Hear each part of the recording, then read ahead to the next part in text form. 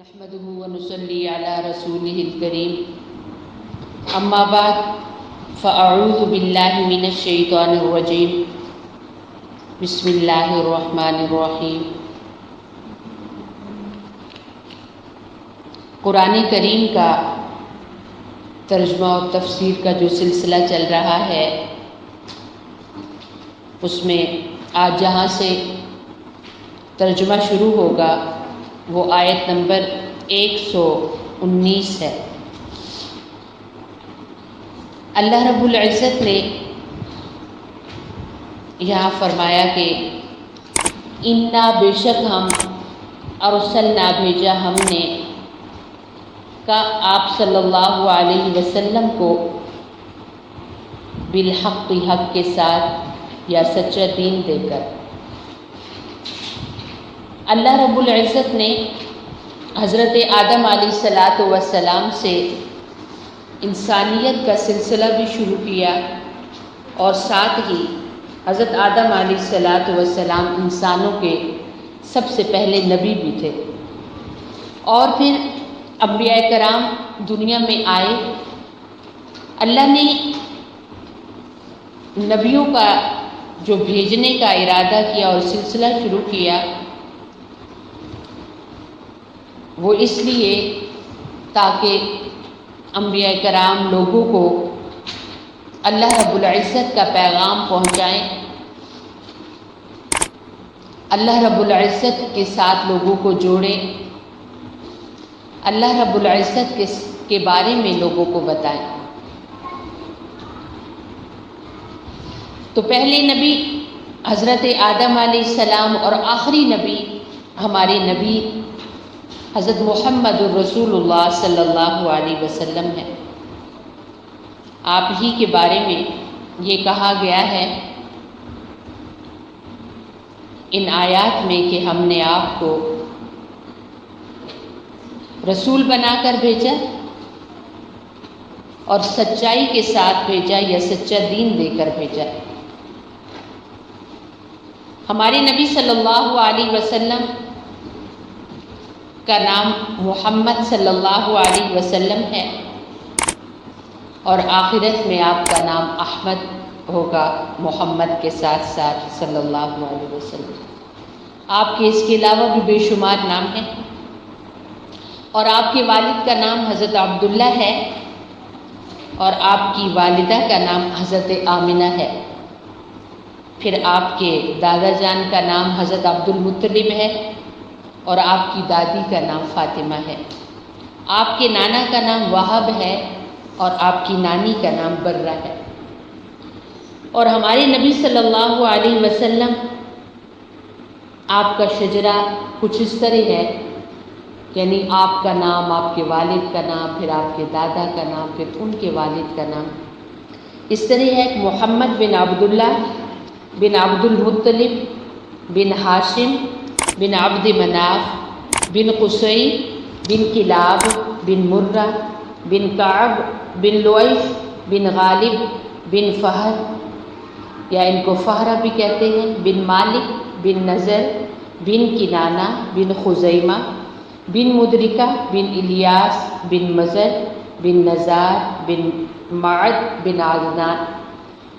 اور پھر یہاں سے آگے حضرت اسماعیل علیہ السلام، پھر حضرت ابراہیم علیہ السلام سے آپ کا نسب کا سلسلہ ملتا ہے، یعنی آپ حضرت ابراہیم علیہ السلام کے دوسرے بیٹے حضرت اسماعیل کی اولاد سے ہیں، یعنی والدہ کی طرف سے آپ علیہ السلام کا نسب نامہ اس طرح ہے۔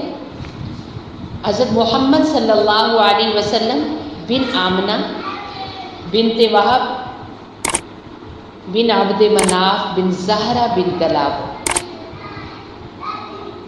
یعنی حضور اقدس صلی اللہ علیہ وسلم کے جو نسب ہے والدہ اور والد کا وہ کلاب پہ جا کر ایک ہو جاتا ہے۔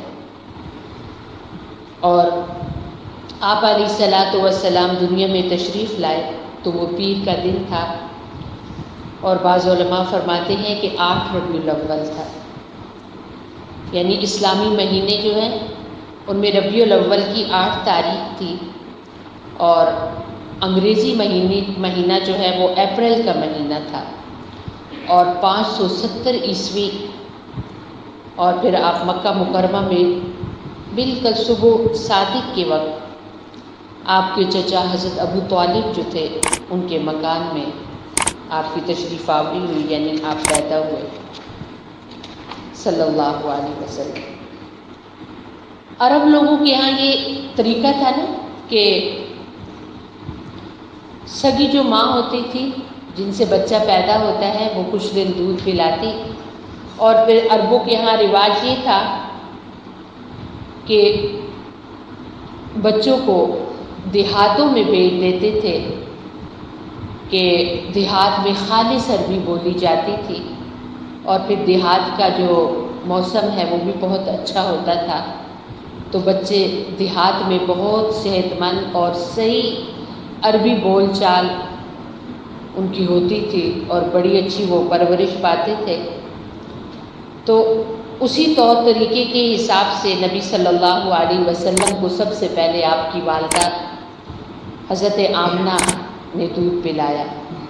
پھر ابو لہب کی ایک بانی تھی، ایک غلام تھی، ان کا نام صوبیہ یا صوبیبہ تھا، انہوں نے دودھ پلایا۔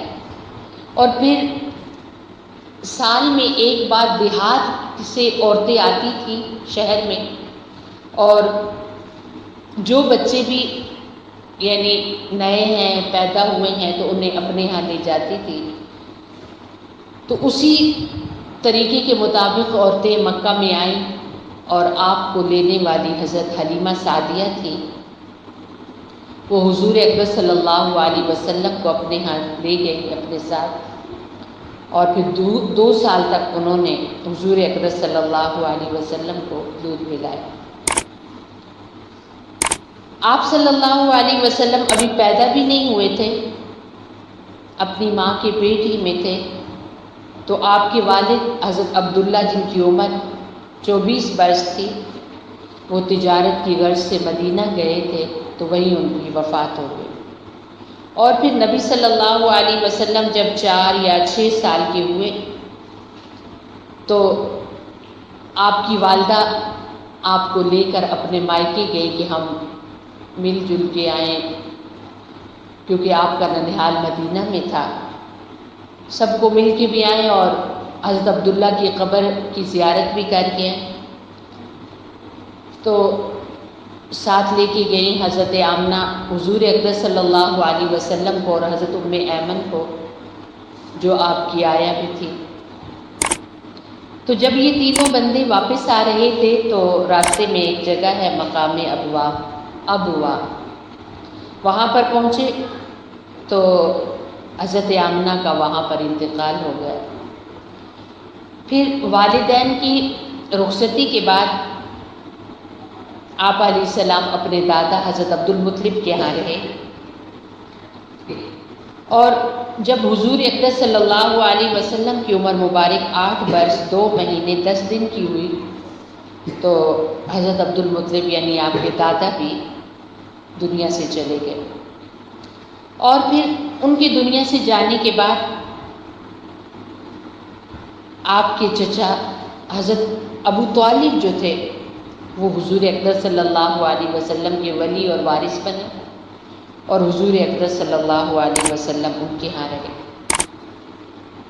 حضور اکبر صلی اللہ علیہ وسلم کی عمر مبارک جب 40 سال 1 دن کی ہوئی تو پیر والے دن 9 ربیع الاول، اور بعض علماء فرماتے ہیں کہ 12 فروری تھی اور 610 عیسوی تھی، اور ہمارے نبی صلی اللہ علیہ وسلم غار حرا میں تشریف فرما تھے کہ آپ کے پاس ایک فرشتہ ہے اور جس نے آپ کو سورہ علق کی پہلی 5 آیات سنائی، اور پھر اس موقع پر آپ کو نبوت بھی ملی۔ اور پھر پیر والا دن ہی تھا اور 12 ربیع الاول تھی اور دوپہر کا وقت تھا جب نبی علیہ الصلوۃ والسلام نے اس جہان کو چھوڑا۔ ہمارے پیارے نبی صلی اللہ علیہ وسلم دیکھنے میں کیسے تھے، اس کے بارے میں بہت ساری تاریخ کی اور احادیث کی کتابوں میں آپ کا حلیہ مبارک موجود ہے۔ حضرت ابو ہریرہ رضی اللہ تعالیٰ عنہ آپ کے چہرے انور کے بارے میں ارشاد فرماتے ہیں کہ آپ صلی اللہ علیہ وسلم سے زیادہ میں نے خوبصورت چہرے والا کسی کو نہیں دیکھا۔ آپ صلی اللہ علیہ وسلم کا چہرہ مبارک ایسا روشن تھا جیسے سورج چہرے پر ہو، یعنی اتنی روشنی، اتنا روشن تھا کہ ایسے لگتا تھا کہ چہرے پر سورج طلوع ہو۔ اور پیشانی مبارک، حضرت سعد رضی اللہ تعالیٰ عنہ بن ابی وقاص فرماتے ہیں کہ آپ صلی اللہ علیہ وسلم کی پیشانی مبارک کشادہ اور ذرا اونچی تھی، سبحان اللہ۔ اور حضرت جابر رضی اللہ تعالیٰ عنہ آپ کی مبارک آنکھوں کے بارے میں عرض کرتے ہیں کہ آپ صلی اللہ علیہ وسلم کی آنکھ مبارک بڑی سفید لیکن سرخی مائل تھی، اور ایک معجزہ تھا آپ کا کہ جس طرح آپ علیہ السلام آگے دیکھتے تھے، آپ کو یوں آگے نظر آتا تھا، تو یہ آپ کا معجزہ تھا کہ آپ آگے دیکھ رہے ہوتے تھے تو آپ کو پیچھے بھی نظر آتا تھا۔ یہ آپ کا معجزہ تھا، اسے غیب کا علم نہیں کہیں گے۔ بعض لوگ یہاں سے اس طرح لیتے ہیں کہ آپ علیہ السلام غیب دان تھے، جیسے آپ آگے دیکھتے تھے پیچھے بھی اسی طرح دیکھتے تھے۔ انبیاء کرام کو اللہ رب العزت نے معجزات عطا کیے، تو ان میں سے ایک معجزہ یہ تھا کہ ہمارے پیارے نبی علیہ السلام کو بے شمار معجزے دیے ہیں۔ ان میں سے ایک معجزہ یہ تھا کہ آپ آگے جس طرح دیکھا کرتے تھے آپ پیچھے بھی اسی طرح دیکھتے تھے۔ حضرت علی رضی اللہ تعالیٰ عنہ اپنے پیارے نبی صلی اللہ علیہ وسلم کی پلکوں کے بارے میں ارشاد فرماتے ہیں کہ آپ کی پلکیں گھنی بھی تھی اور لمبی بھی تھی، سبحان اللہ۔ اور حضرت ابو بکر رضی اللہ تعالیٰ عنہ آپ کے رخسار کے بارے میں ارشاد فرماتے ہیں کہ نبی اکرم صلی اللہ علیہ وسلم کے رخسار مبارک سفید تھے۔ حضرت علی رضی اللہ تعالیٰ عنہ آپ صلی اللہ علیہ وسلم کی مبارک ناک کے بارے میں عرض فرماتے ہیں کہ رسول اللہ صلی اللہ علیہ وسلم کی ناک مبارک باریک تھی۔ اور حضرت ابو ہریرہ رضی اللہ تعالیٰ عنہ حضور اقدس صلی اللہ علیہ وسلم کے مبارک منہ کے بارے میں ارشاد فرماتے ہیں کہ نبی اکرم صلی اللہ علیہ وسلم کا دہن مبارک بہت خوبصورت تھا۔ اور حضرت ابو ہریرہ رضی اللہ تعالیٰ عنہ نبی اکرم صلی اللہ علیہ وسلم کے دندان یعنی دانتوں کے بارے میں ارشاد فرماتے ہیں کہ رسول اللہ صلی اللہ علیہ وسلم کے دندان مبارک بڑے خوبصورت موتی جیسے تھے، سبحان اللہ۔ حضرت انس رضی اللہ تعالیٰ عنہ ارشاد فرماتے ہیں تھوک کے بارے میں، آپ کے لعاب کے بارے میں، کہ میں نے تمام قسموں کے عطر سونگے مگر آپ صلی اللہ علیہ وسلم کے منہ کی جو تھوک تھی اس کی خوشبو سے زیادہ کوئی چیز خوشبودار نہیں تھی۔ اور حضرت ابو ہریرہ رضی اللہ تعالیٰ عنہ آپ کے مبارک کانوں کے بارے میں فرماتے ہیں کہ آپ صلی اللہ علیہ وسلم پوری قوت سماع رکھتے تھے، یعنی کوئی ہلکا سا بھی بولتا تھا تو نبی علیہ السلام کو آواز جاتی تھی۔ اور حضرت ابو ہریرہ رضی اللہ تعالیٰ عنہ ارشاد فرماتے ہیں گردن کے بارے میں کہ آپ صلی اللہ علیہ وسلم جب اپنی گردن مبارک سے چادر ہٹاتے تھے تو آپ صلی اللہ علیہ وسلم کی گردن معلوم ہوتی جیسے چاندی ڈھلی ہوئی ہے، سبحان اللہ۔ مونڈے مبارک، حضرت برا رضی اللہ تعالیٰ عنہ ارشاد فرماتے ہیں کہ آپ صلی اللہ علیہ وسلم کے دونوں مونڈوں کے درمیان قدر فصل تھا، فاصلہ تھا۔ اور حضرت علی رضی اللہ تعالیٰ عنہ آپ کے سر مبارک کے بارے میں عرض کرتے ہیں کہ حضور اقدس صلی اللہ علیہ وسلم کا سر مبارک اعتدال کے ساتھ بڑا تھا، یعنی بہت زیادہ بڑا بھی نہیں بہت چھوٹا بھی نہیں۔ اور حضرت علی رضی اللہ تعالیٰ عنہ آپ علیہ السلام کے بالوں کے بارے میں عرض کرتے ہیں کہ آپ صلی اللہ علیہ وسلم کے سر مبارک کے بال گھنے تھے۔ اور حضرت سعد رضی اللہ تعالیٰ عنہ بن ابی وقاص فرماتے ہیں کہ آپ صلی اللہ علیہ وسلم کے سر اور داڑھی کے بال مبارک بڑے سیاہ تھے۔ اور پھر علماء فرماتے ہیں کہ کچھ بال مبارک عمر کے آخری حصے میں سفید ہو گئے تھے۔ اور پھر حضرت عائشہ رضی اللہ تعالیٰ عنہ فرماتی ہیں کہ آپ صلی اللہ علیہ وسلم کی مانگ میں نکالا کرتی تھی اور وہ سر کے درمیان یعنی تالو کے بیچ سے بال دو حصوں میں کر دیتی تھی، بال پیشانی کے بالوں کو آنکھوں کے درمیان کر دیتی تھی، یعنی ایسے بالوں کی عام جیسے سیدھ میں مانگ نکالی جاتی ہے، آپ صلی اللہ علیہ وسلم کے بالوں میں اس طرح سیدہ مانگ نکالا کرتی تھی۔ تو یہی سنت ہے، ٹیڑھی مانگ نہ دین کا حصہ ہے اور نہ دین میں ہے، بلکہ اہل غیر کی یہ نکالی ہے، لہٰذا یا تو بالوں کو بالکل اوپر سیدھا ایسے کیا جائے اور یا پھر مانگ نکالی جائے بالکل سیدھی۔ اور جن کی مانگ نہ نکلتی ہو نا، بعض دفعہ ایسے بھی ہوتا ہے کہ مانگ نکلتی ہی نہیں ہے کوشش کے باوجود، تو بعض علماء کہتے ہیں کہ اہدنا الصراط المستقیم پڑھ کر اپنے بالوں کی مانگ نکالی جائے تو سیدھی مانگ نکلتی ہے۔ حضرت براء رضی اللہ تعالیٰ عنہ آپ کی داڑھی مبارک کے بارے میں ارشاد فرماتے ہیں کہ آپ علیہ السلام کی داڑھی مبارک گھنی تھی۔ تو داڑھی ہمارے نبی صلی اللہ علیہ وسلم کی سنت مؤکدہ ہے، آپ کے چہرے پر داڑھی مبارک تھی۔ تو جو لوگ داڑھی نہیں رکھتے، حضور اقدس صلی اللہ علیہ وسلم قیامت کے دن ایسے لوگوں کو نہیں پہچانیں گے جن کے چہروں پر داڑیاں نہیں ہوں گی۔ جہاں پر نہیں رکھنے کی اجازت، جیسے بعض ممالک میں رکھنے نہیں دیتے، تو وہاں پر تو مجبوری ہے، لیکن اس کے بارے میں بھی بعض علماء یوں کہتے ہیں کہ جب فرشتے ان کی روح قبض کرنے آئیں گے تو پوچھیں گے فلاں بات پر کیوں نہیں عمل کیا، تو وہ کہیں کہ بھی ہم ایسی جگہ رہتے تھے جہاں پر منع تھا، تو فرشتے یہ کہیں گے اللہ کی زمین کتنی کھلی تھی، کہیں اور چلے جاتے۔ تو ایسے ہی بعض لوگ بچیوں کے رشتے کرتے وقت کیا کہتے ہیں کہ داڑھی والوں کو نعوذ باللہ نہیں دینا، اور کتنے ہی رشتے اس وجہ سے ٹوٹ جاتے ہیں کہ لڑکے نے داڑھی رکھی ہوئی ہے۔ استغفر اللہ۔ یہ اسلام سے خارج اور نکل جانے کی ایک نشانی بھی ہے کہ بعض لوگوں کا ایمان خارج ہو جاتا ہے کہ جو اتنی بڑی سنت کا انکار کرتے ہیں۔ داڑھی اللہ کے پاک پیغمبر علیہ السلام کی سنت ہے اور یہ مردوں کی زینت اور خوبصورتی ہے۔ اور حضرت ہند بن ابی حالہ روایت فرماتی ہیں رضی اللہ تعالیٰ کہ آپ صلی اللہ علیہ وسلم کا سینہ مبارک جو تھا وہ چوڑا تھا، اور اسی طریقے سے وہی ارشاد فرماتے ہیں حضرت ہند بن ابی حالہ کہ آپ کے سینہ مبارک اور ناف مبارک کے درمیان ایک باریک بالوں کی لائن تھی، لکیر تھی۔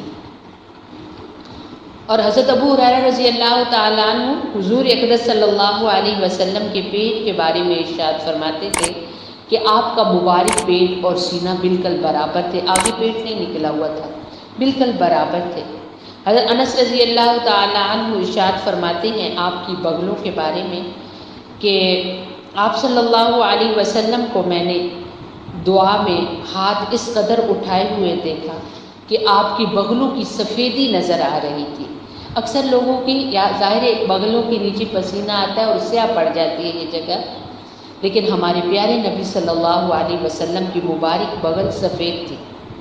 اور ایک شخص نے بیان کیا کہ مجھے حضور اقدس صلی اللہ علیہ وسلم نے اپنے جسم سے ملایا، جیسے بغل گیر ہوتے ہیں، معانقہ کرتے ہیں، گلے ملتے ہیں، تو فرماتے ہیں کہ آپ علیہ الصلاۃ والسلام کی بدن کی جو خوشبو تھی وہ مشک کی خوشبو سے بھی زیادہ تھی۔ سبحان اللہ، مشک کی خوشبو سب سے بہترین خوشبو ہے اور جنت کی خوشبو بھی ہے، اس سے بھی زیادہ آپ علیہ السلام کی بغلوں کی جو پسینے کی خوشبو ہوتی تھی نا، وہ اس سے بھی زیادہ خوبصورت خوشبو تھی۔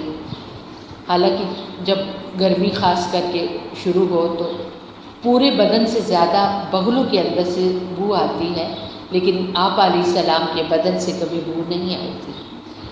اور حضرت محرش رحمۃ اللہ تعالی علیہ ان کے بارے میں آتا ہے، یہ صحابی ہیں، فرماتے ہیں کہ میں نے آپ صلی اللہ علیہ وسلم کی پیٹھ مبارک کو دیکھا، ایسی خوبصورت اور روشن گویا کہ چاندنی ڈھلی ہوئی ہے۔ سبحان اللہ۔ مہر نبوت حضرت جابر رضی اللہ تعالیٰ عنہ بن سامورہ فرماتے ہیں کہ کہ میں نے حضور اقدس صلی اللہ علیہ وسلم کی مہر نبوت کو دیکھا کہ جو دو مونڈوں کے درمیان تھی اور وہ سرخ تھی اور وہ کبوتری کے انڈے کی طرح تھی، یعنی جیسے کبوتری کا انڈا ہوتا ہے چھوٹا سا، دو بغلوں کے درمیان وہ مہر نبوت تھی۔ اور یہ مہر نبوت آپ علیہ السلام جب دنیا سے پردہ فرما گئے تو اس وقت یہ اٹھا دی گئی۔ تو سیدہ چونکہ آخری وقت کی عینی شاہد ہیں، سیدہ عائشہ رضی اللہ تعالی عنہ، وہ اس وقت کی گواہ ہیں کہ جب آپ علیہ السلام نے اس دنیا سے پردہ فرمایا تو وہ فرماتی ہیں کہ میں نے آپ کی بغلوں کے آپ کے مونڈوں کے بیچ میں مہر نبوت کو دیکھا تو وہ اس وقت نہیں تھی، گویا آپ علیہ الصلاۃ والسلام آخری نبی ہیں، خاتم النبیین۔ حضرت عبداللہ بن عباس رضی اللہ تعالی عنہ سے مروی ہے کہ آپ صلی اللہ علیہ وسلم لوگوں میں سب سے زیادہ افضل اور لوگوں میں سب سے زیادہ عقل مند تھے۔ اور حضرت انس رضی اللہ تعالی عنہ آپ کے ہاتھوں کے بارے میں ارشاد فرماتے ہیں کہ آپ صلی اللہ علیہ وسلم کی ہتھیلی لمبی، اعتدال کے ساتھ کھلی کشادہ تھی۔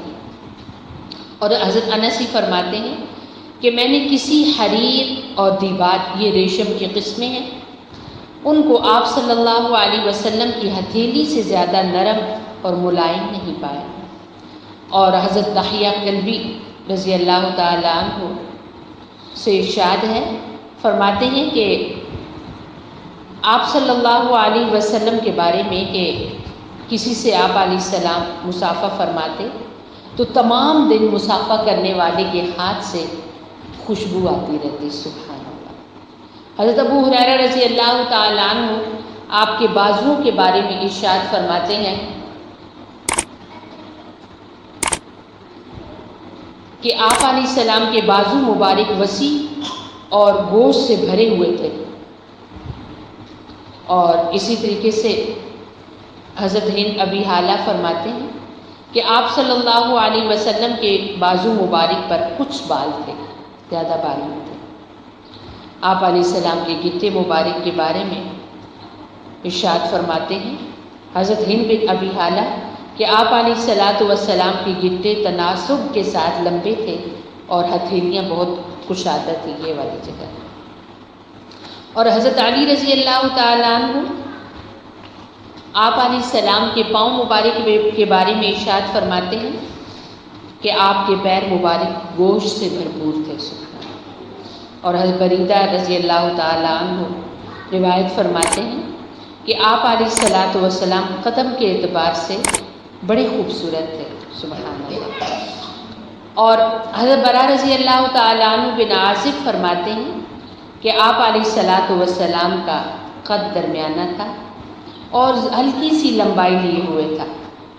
اور حضرت ہند بن ابی حالہ روایت فرماتے ہیں کہ آپ علیہ الصلاۃ والسلام ایسے چمکتے تھے جیسے کہ بدر کا چاند روشن اور چمکدار ہو۔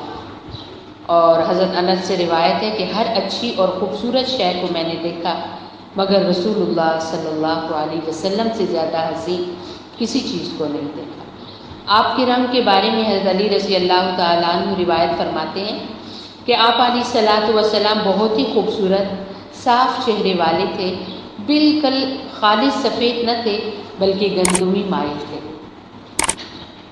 اور حضرت جبیر رضی اللہ تعالیٰ عنہ بن مطعم حضور اقدس صلی اللہ علیہ وسلم کے آواز کے بارے میں ارشاد فرماتے ہیں کہ آپ صلی اللہ علیہ وسلم بہت خوش آواز اور شیریں زبان تھے، یعنی آپ علیہ السلام کی آواز بہت حسین تھی، آپ علیہ السلام کی گفتگو بہت میٹھی تھی۔ یہ کچھ حلیہ ہمارے پیارے نبی صلی اللہ علیہ وسلم کا ہے کہ اللہ رب العزت نے جنہیں اپنا آخری اور پیارا حبیب صلی اللہ علیہ وسلم بنا کر بھیجا وہ کتنے ہی خوبصورت اور بے مثال تھے۔ اللہ نے اس سے پہلے اتنا حسین کسی کو بنایا نہیں، نہ اس کے بعد کسی کو حسین بنایا اور نہ کوئی ایسا آئے گا دنیا میں۔ تو اللہ رب العزت نے ایسے حبیب صلی اللہ علیہ وسلم کے بارے میں ارشاد فرمایا کہ ہم نے آپ علیہ الصلاۃ والسلام کو بھیجا ہے سچا دین دے کر، بشیرن خوشخبری دینے والا، کس چیز کی؟ جو آپ علیہ السلام کو آخری نبی علیہ السلام مانے اور آپ پر ایمان لائے اور آپ کے لائے ہوئے دین پر عمل کرے تو اس کو جنت کی خوشخبری دینے والا، وَنَذِيرًا، اور جو انسان آپ علیہ السلام کو اللہ کا رسول ہی نہ مانے، آپ کے دین کو ہی نہ اپنائے، تو اسے دوزخ سے ڈرانے والا بنا کر اللہ نے آپ علیہ السلام کو بھیجا۔ اور پھر فرمایا وَلَا تُسْأَلُ، اور نہ پوچھا جائے گا آپ علیہ السلام سے عن اصحاب الجحیم، دوزخ والوں کے بارے میں۔ آپ علیہ السلام لوگوں کو اللہ کی طرف دعوت دیا کرتے تھے، اللہ کی طرف بلاتے تھے، لیکن لوگ نہیں، کتنے ہی لوگ نہیں ہیں، آپ کا اپنا خاندان، ان کے اکثر لوگ نہیں مسلمان ہوئے، تو آپ رنجیدہ ہوتے تھے اور آپ پریشان ہوتے تھے۔ تو اللہ رب العزت نے آپ کی پریشانی کو دور فرمایا کہ ہم نے آپ کو جو دین دے کر بھیجا ہے اس میں کسی قسم کا کوئی شک نہیں، وہ سچا دین ہے، اور جو مانے گا وہ جنت میں جائے گا اور جو نہ مانے گا وہ دوزخ میں جائے گا۔ اور پھر فرمایا کہ قیامت کے دن یہ پوچھ نہیں ہوگی کہ اتنے لوگ کیوں نہیں ایمان لائے، آپ کا کام پیغام پہنچانا ہے، آگے لوگوں کا کام ماننا نہ ماننا یہ لوگوں کی اپنی مرضی ہے۔ تو یہاں پر یہ بات آپ سب ذہن میں رکھیں کہ آپ علیہ الصلاۃ والسلام آخری پیغام اس جہان کے انسانوں کو دے کے گئے ہیں، اور یہ پیغام آپ کے صحابہ نے اپنے شاگردوں تک پہنچایا، انہوں نے اپنے شاگردوں تک پہنچایا، پھر یہ سلسلہ آج تک چلتا آ رہا ہے، اور آج بھی امت کے بہترین طبقہ جو العلماء ورثۃ الانبیاء، جو علماء نبیوں کے وارث ہیں یا جو عالمات نبیوں کی وارثہ ہیں، وہ آج بھی اس پیغام کو پہنچا رہی ہیں۔ کسی کی ذمہ داری یہ نہیں ہے کہ وہ کسی کو پکڑ کر کسی کام کے اوپر کھڑا کرے، یہ سننے والوں کی ذمہ داری ہے وہ کتنا عمل کرتے ہیں۔ آپ کی ذمہ داری ہے، آپ ترجمہ سیکھ رہے ہیں، آپ علم حاصل کر رہے ہیں، ہمارا کام آپ تک پیغام پہنچانا ہے۔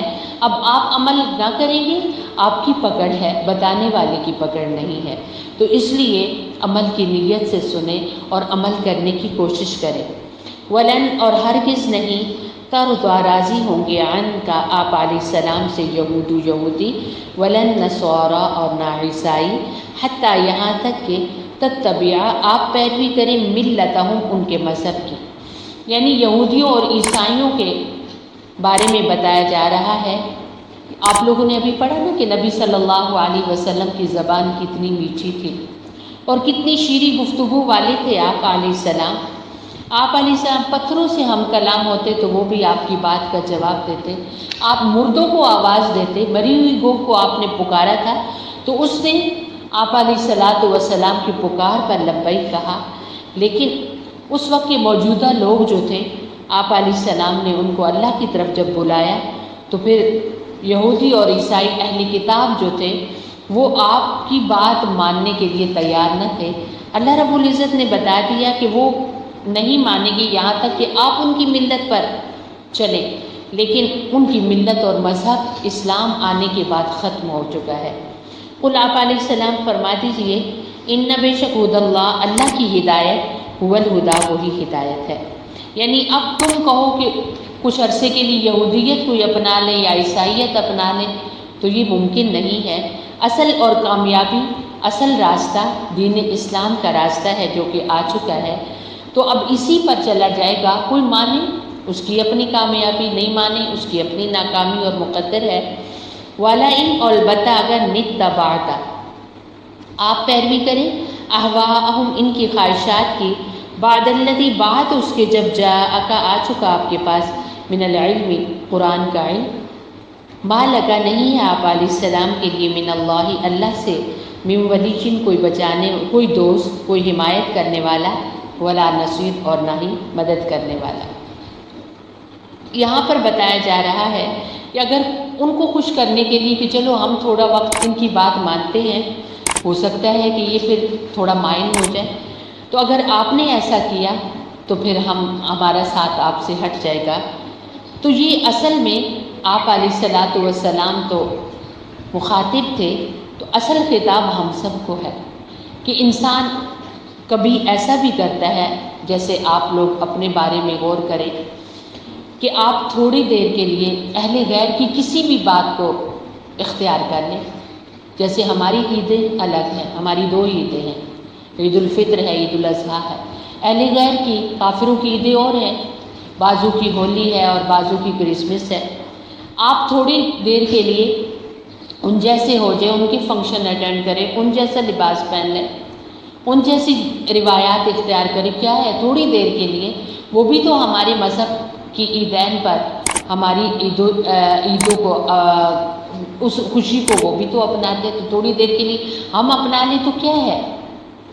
تو یاد رکھو، اسلام جب آ چکا تو اسلام کے آنے کے بعد کسی بھی غیر مذہب والے کی کسی بھی آپ چیز کو اپنا نہیں سکتے۔ اگر آپ اپنائیں گے تو اگر اللہ رب العزت یہ فیصلہ اپنے پیارے حبیب علیہ السلام کے لیے سنا سکتے ہیں کہ اگر آپ نے ان کی اتباع کی تو پھر ہمارا ساتھ آپ سے ہٹ جائے گا، جبکہ ایسا ناممکن ہے۔ نبی علیہ السلام مدینہ میں تشریف لائے تو آپ نے دیکھا کہ یہودی روزہ رکھتے تھے، اور وہ 10 عاشورہ کا روزہ رکھتے تھے، 10 محرم کا روزہ رکھتے تھے۔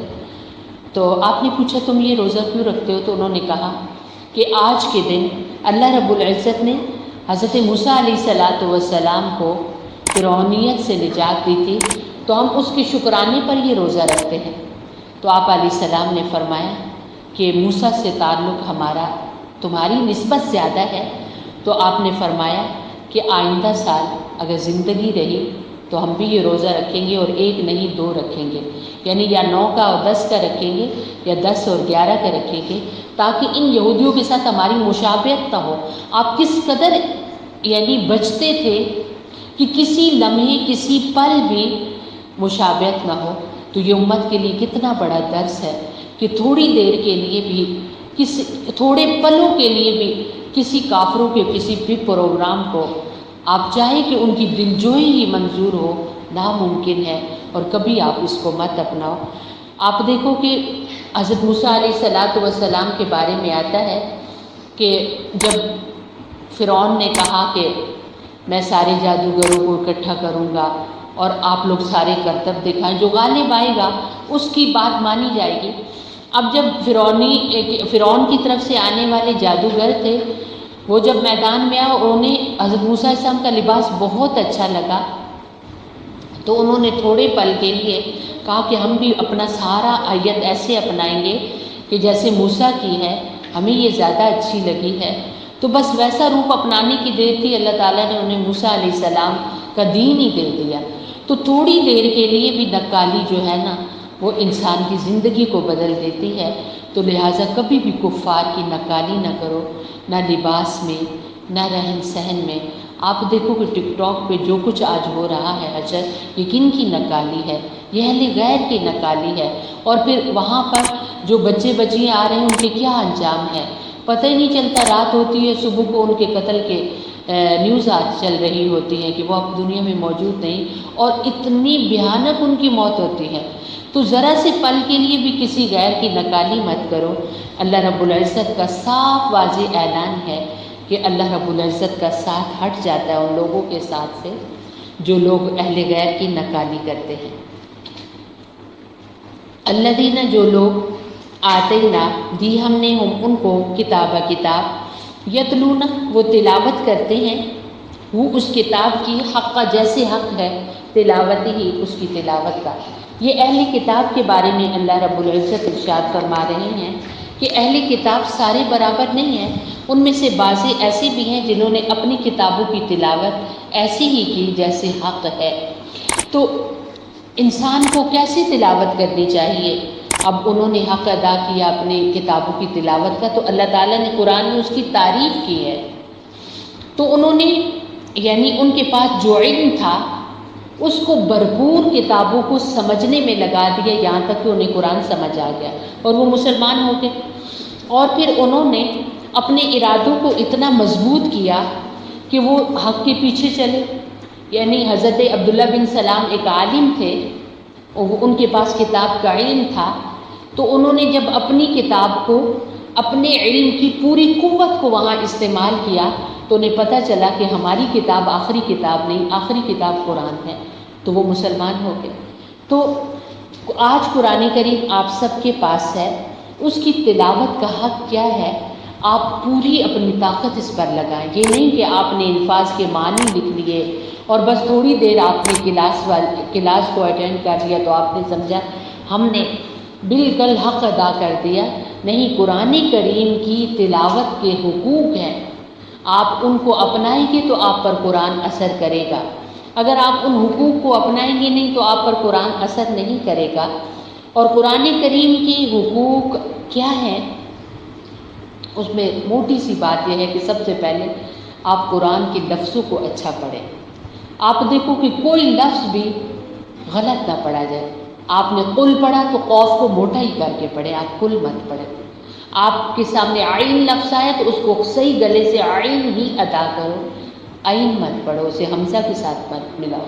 کہیں پر ذال آگے یہ نرم لفظ پڑھا جاتا ہے، اسے زا مت پڑھو، زا کے ساتھ اسے مت ملاؤ. آپ کے پاس غوت اور ضوا آ گیا، سواد کے بعد جو زواد ہے وہ، اور طوا کے بعد جو ضوا ہے. اب ضوا بالکل نرم پڑھا جاتا ہے اور زواد جو ہے یہ موٹا سخت پڑھا جاتا ہے، تو ان کو مت ملاؤ. اور ایسے ہی زبر و زیروں کی جب بات آئے تو زبروں کو کھڑی زبر مت بناؤ، لمبا مت کرو. یعنی قرآن کریم کے الفاظ کو سب سے پہلے بہت اچھا پڑھے اور اس کے بعد قرآن کریم کے معنی اور مفاہیم اچھے سیکھیں. ان لوگوں کی تفاسیر ان اساتذہ سے پڑھیں جنہوں نے مسند، یعنی جو مستند لوگ ہیں ان سے علم سیکھا ہے. ہر تفسیر اٹھا کر خود سے عالمہ بن کے مت پڑھیں، سمجھ کر قرآن کو پڑھیں اور پھر عمل کریں. تھوڑا سا تو یہ قرآن کے حقوق ہے، اس کے علاوہ بھی بے شمار ہیں. تو قرآن کو صحیح پڑھنا، قرآن کریم کو ترجمے کے ساتھ پڑھنا، قرآن کریم پر عمل کرنا. اور پھر فرمایا اللہ رب العزت نے الذین، جو لوگ آتے نہ دی ہم نے ان کو کتاب یتلونہ، وہ تلاوت کرتے ہیں وہ کتاب کی، حق جیسے حق ہے تلاوتی ہی اس کی تلاوت کا. اولئک، یہ لوگ، یہی وہ لوگ ہیں یؤمنون، جو ایمان رکھتے ہیں بھی اس پر. یعنی اصل مومن کون ہے؟ جو تلاوت کا حق ادا کرے. ومن، اور جو کوئی یکفر، انکار کرے بھی اس کا، فاولئک، پس یہی لوگ، هم الخاسرون، وہ نقصان اٹھانے والے ہیں. یہ جو آپ کی کلاسز ہیں اگر بچے سمجھ کے نہ پڑھے تو اس کے نتائج کیا ہوتے ہیں؟ آپ نے کبھی غور کیا اس پر؟ سمجھ کر نہ پڑھنے کے، قرآن کو سمجھ کر نہ پڑھنے کے کیا نتائج ہیں؟ آپ باہر بازار گئے، موٹی سی میں آپ کو مثال دیتی ہوں. ایک بچی ہے جس نے قرآن کبھی کھولا ہی نہیں، آپ بھی باہر گئے ہیں، ایک وہ بچی بھی باہر گئی ہے، بازار میں آپ بھی گئے ہیں وہ بھی گئی ہے. اس میں آپ میں کیا فرق ہے؟ آپ کا لباس بھی ویسا ہی ہے، بلکہ اس نے تھوڑا سا بہتر ہی پہنا ہوگا. نہ سمجھ کے پڑھنے کے یہ نتائج ہیں. محفل میں آپ بھی بیٹھے ہیں، ایک ایسی بچی بھی بیٹھی ہوئی ہے جس نے کسی سے کچھ نہیں سیکھا. آپ کی زبان سے کیا نکل رہا ہے؟ آپ محفل میں بیٹھے ہیں، ادھر بھی سانگ چل رہا ہے، آپ کی زبان سے بھی سانگ نکل رہا ہے. حالانکہ حدیث میں کیا آتا ہے کہ جس زبان سے گانا نکلا تو کیا ہے، جو کان گانا سنتے ہیں، جو لفظ گانا گاتے ہیں، وہ تو جنت کی خوشبو بھی نہیں پائیں گے. حالانکہ جنت کی خوشبو تو بہت دور دور تک آئے گی. اور پھر نبی اکرم صلی اللہ علیہ وسلم نے فرمایا کہ گانا بجانا دل کے اندر منافقت پیدا کرتا ہے، اور منافق، آپ نے اس کی نشانی شروع میں سورہ بقرہ کے شروع میں پڑھ لی. یہ ہے نہ سمجھ کر قرآن پڑھنے کے نتائج. اس لیے قرآن کریم کو جب آپ کلاس لے رہے ہیں تو سمجھ کر پڑھیے تاکہ آپ کے لیے یہ فائدہ مند ہو.